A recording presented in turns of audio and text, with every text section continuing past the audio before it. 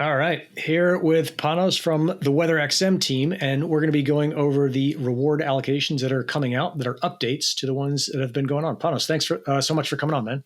Hi, Nick. Thank you for your time. Yeah, I'm really excited to go through this stuff with you and to see kind of what the new rewards allocation looks like. Let's start off with kind of the broad strokes. What is the desired end state? What are we trying to do with these rewards for WeatherXM? So the core idea is that, okay, we have a few thousand stations around the world sending data to the network, but we have to have some way to judge if this data is good or not. And so we have a way to evaluate this data and then reward the station owners based on how well they do their job. The reward mechanism is the way that we distribute these rewards. What kind of factors are taken into account, how they're calculated together in order to decide that at the end of the day, this station will get 10 WXM, the other station will get 9 WXM, etc. Okay. Cool. And then the kind of very big picture takeaway that I'm getting from checking out your blog post on this is really that the whole thing is designed to be simpler and also to make sure that active stations are getting more rewards. Like that's kind of the layman's takeaway that I'm getting. Is there anything else that you're thinking here? Yes. Well, when we started designing the reward mechanism, we tried a lot of models. And if you've read one of the oldest versions of the white paper, you would have seen a very complex algorithm with a lot of functions and a lot of numbers that was really hard to understand. Okay, this is a process, and we're trying to find the best way to create this mechanism. And the latest version, I think, is getting much closer to what we would like to achieve. And it's much simpler. And being simple is important because this is not a closed ecosystem. This is not a proprietary system. Right. We need our members, we need the WeatherXM community to be able to understand how this mechanism works. And in order to be able to participate either informally today using the comments on the Discord discussions, etc., or through a more formal governance structure in the future. So yes, the current the new algorithm is much simpler. It's easier to understand, and there are also some changes that will distribute more rewards to the station owners. The most important is that in the previous version, what we had designed was that the rewards were allocated to each active cell. Each day we decided which cells were active, allocated the rewards based on the cell capacity, and then rewarded the stations that were part of this cell. This meant that if a cell had a capacity of 10, the rewards for 10 stations were allocated. And then if this cell only had 5 stations, only these 5 stations would get the rewards. And the rest of the rewards would go to the business development pool. So in total, fewer rewards were allocated to station owners. The new algorithm, after deciding how many are the rewardable stations, divides the total rewards by the number of the stations. So more rewards will go to the stations. Got it. Now, there's a few different aspects of this. We've got proof of location, both the score and the threshold. We've got quality of data, again, both the score and the threshold. And then we've got hardware class weight, last claim time, and cell capacity. Do you want to kind of walk me through what each of those mean and why they're there? Okay, let's start from the simplest one, which is a new one, the hardware class. Yep. This is an idea that was present in the white paper, but only as an idea. In the white paper, we originally said that in the future, if we have stations that are of a different class, like more expensive, capable of measuring more things, capable of doing more things, we would find a way to allocate more rewards for these stations. What we are doing in the new reward mechanism is that we create a new parameter, which is called the hardware class. And then each station gets rewards based on the hardware class. So if a station has a hardware class of 2, we'll get 2 times the rewards compared to a station of hardware class 1 that did exactly the same job, or provided exactly the same data. Got it. Right now, this has no effect because all the stations that we have in the network have the same hardware class. So there's no change today, but if we have a station that is more advanced, more expensive in the future, these stations will get more rewards. The other parameter is proof of location. The idea of proof of location is that we need to be able to say that the data we received from a certain station come from a specific location. I saw one of your recent videos where you took the station and went, I don't know, hiking or... Yep. Yeah, moving it around. So in this case, the station works, it sends data, but we can't be sure if the data are coming from the place that we thought the station were. So we have an algorithm that takes a lot of data related to the location of the station, obviously the GPS signal, but this algorithm will evolve to accommodate for more parameters. Mm-hmm. And if we are sure that the station is on a specific location, we say that the proof of location score is high. If we see a station that right now is here and 1 hour later is 50 miles further, then the proof of location score will go down. And there is a threshold. Yeah. The idea of the reward mechanism is that there is a threshold, and if you are lower than 0.9, for example, you will not get rewards. If you're 1, you will get rewards. Got it. Okay, so the threshold is pretty high because you don't want trashy data. You don't want data from a location where it isn't. And so there's okay, got it. Yeah, in theory, it should be 1. I mean, a station that is located on a specific place and is not moved and the GPS is working would normally send the same place, the same geolocated data every minute. But in practice, we know that the GPS signal may vary. We know that there may be technical issues every now and then. So there is a threshold to accommodate for reality. Yeah. Okay. That makes sense. And there's a threshold both on proof of location as well as on the next thing, I think, which is the quality of data, right? Yes.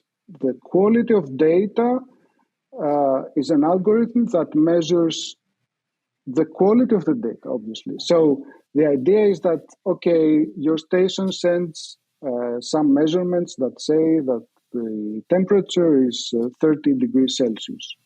Can we trust this measurement?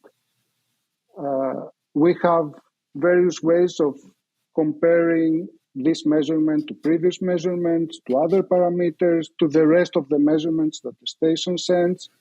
And also, how did your station send us all the data that it should? I mean, a station that is expected to send one measurement every 3 minutes, if it sends one measurement now and the next 3 hours later, the whole data set that it provided is not of good quality. Right. So again, there is a parameter we call proof of location, quality of data score, which ranges from 0 to 1.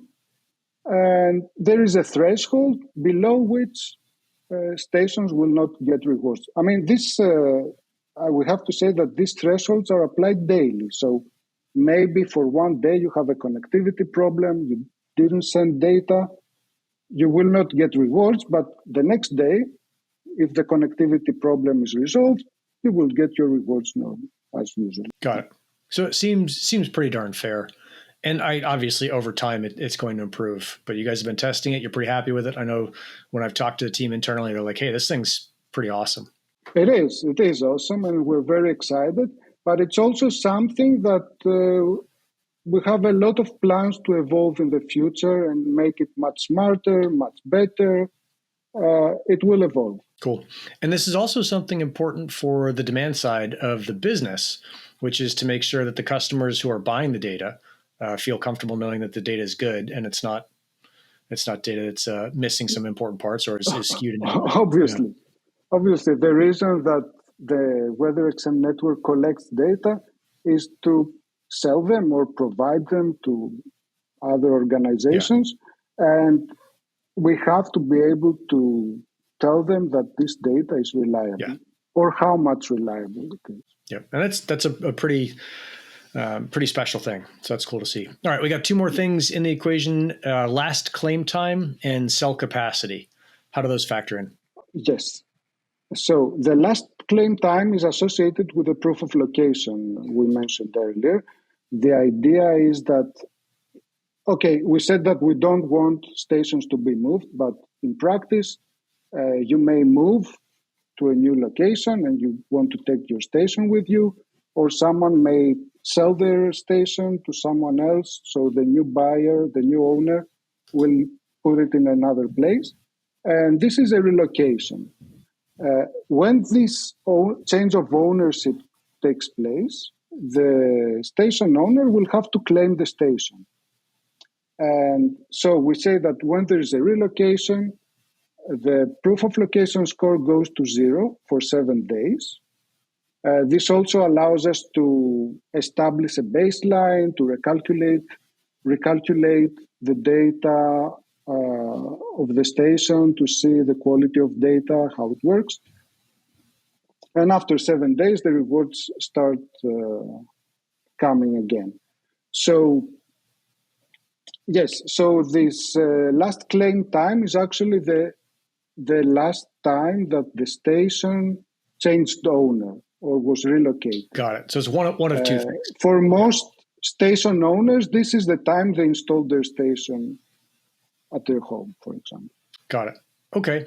And I'm sure we're going to get some folks screaming about 7 days, but in the long term, I mean, one thing I know just from putting up these stations for a paragliding application is you want a couple days at least to get a baseline of what you're looking at before you say, oh, this is really good or this is really bad. So the 7 day part seems to make sense. And it's probably also some anti-gaming incentive. It is an anti-gaming mechanism. And it's also, like we said before, if you move your station to a new place, suddenly the weather data are much different. Totally different, yeah. We have to understand, we have to know that this is not an error. This is not because, the station was covered by dust or fell down or whatever, something happened to it. But it's the new baseline. Yep. Okay. And the cell capacity, I mean, this is something that station owners are familiar with.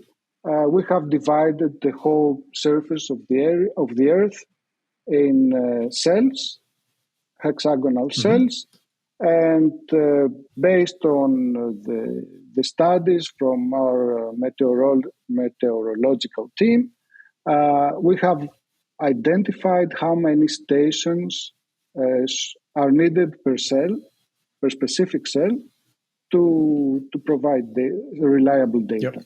So we have cells with capacity, for example, 5, other cells with capacity 6, etc. If you have more stations than the cell capacity, the stations that exceed this capacity will not get rewards. And the way to decide which station will not get rewards is by sorting the stations by quality of data and by seniority, quality of data score and seniority. So the stations that provided the best data. And if some of them are the data are equally good, the oldest station the rewards. Got it. Okay. So the proof of location kind of comes in there in terms of the older station is the one that's been there longer. Yeah. All right.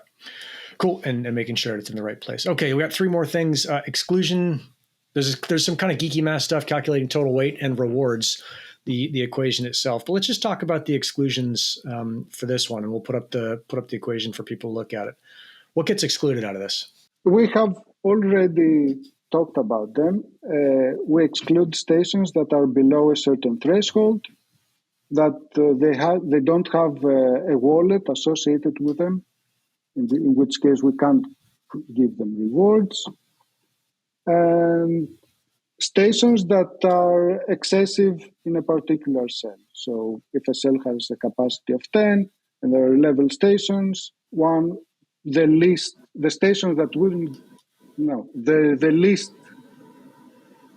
how do we say? The newest and worst station is excluded. Right. The one with the... And it always comes back to like, hey, we want the best quality data. That's the driving intent. I think with a lot of these projects, the people kind of get in the weeds with like, oh, if I just tweak this one little thing, it's like, look, if you just provide a reliable source of great high quality data, that's the best way to do this. Yes, the best way to get the full rewards is to install the station in the proper way, with no obstacles around it, facing in the right direction, making sure that it has connectivity as expected, and this will give you the full rewards. Perfect. Panos, thanks a ton for making the time to come on today. Is there anything else that folks should know about this before they dive in either the blog post or really get in depth on the... There's one more thing. This is version 1.5. Version 2 is coming soon. Version 2 will not change the way that rewards are calculated, but will change the way that rewards are just distributed, claimed by station owners, and distributed to station owners. Cool. So, and when I say change, right now we're on the Polygon chain. We will move to Arbitrum, and there will also be a different way of claiming the rewards. They will not push to wallets. The station owners will be able to claim them. So the number of rewards will not change, but there are some technical changes that we will describe in version 2. Okay. Awesome. Thanks, man. Thanks a ton for making the time to come on and explain it to us. I really appreciate that. Thank you, Nick. Thank you very much. And I hope I explained, I know it's a complicated and complex subject. I hope our listeners will, I hope I helped our listeners. Oh, yeah. I'm sure you did. All right. Thanks, man. Thank you, Nick.